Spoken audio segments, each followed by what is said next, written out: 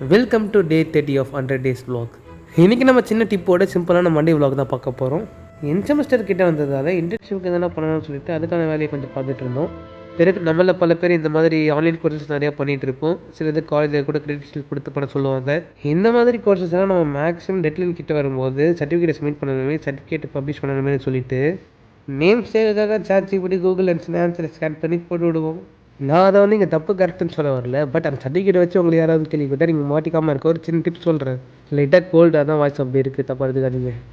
நீங்கள் அந்த கோர்ஸோட title spelling தானே அழகாக காப்பி பண்ணிவிட்டு யூடியூப் சர்ச்சில் பேஸ்ட் பண்ணிவிடுங்க. பிறகு உங்களுக்கு என்ன லாங்குவேஜ் சாட்டிஸ்ஃபைடாக இருக்கோ அந்த லாங்குவேஜை கொடுத்துட்டு சர்ச் பண்ணிங்கன்னா உங்களுக்கு எக்கச்சக்கமான கோர்ஸ் குஞ்சு கிடக்கும். உங்களுக்கு அந்த சர்டிஃபிகேட்டை வச்சு டெஸ்ட்டுக்கோ இன்டர்வியூக்கோ நிறைய டைம் இருந்துச்சுன்னா நல்லா லாங் கோர்ஸாக சூஸ் பண்ணிவிட்டு மெதுவாக உட்காந்து பாருங்கள். உங்களுக்கு அதில் என்ன டவுட் இருந்துச்சுன்னா ChatGPT கிட்டே போகிறதுக்கு முன்னாடி கமெண்ட் செக்ஷன் ஓப்பன் பண்ணி பாருங்கள்.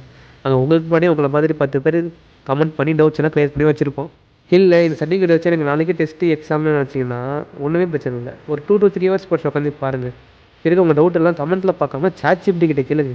அது என்ன சொல்லுதோ அதெல்லாம் மைண்டில் ஏற்றிக்கிட்டு டெஸ்ட்டுக்கு தைரியமாக போகலாம்.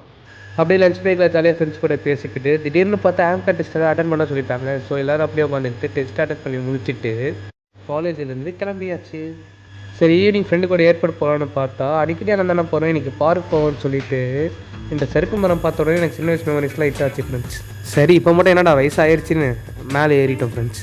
இப்போ நான் தாண்டா ஊரோட டாப் பிளேயர்.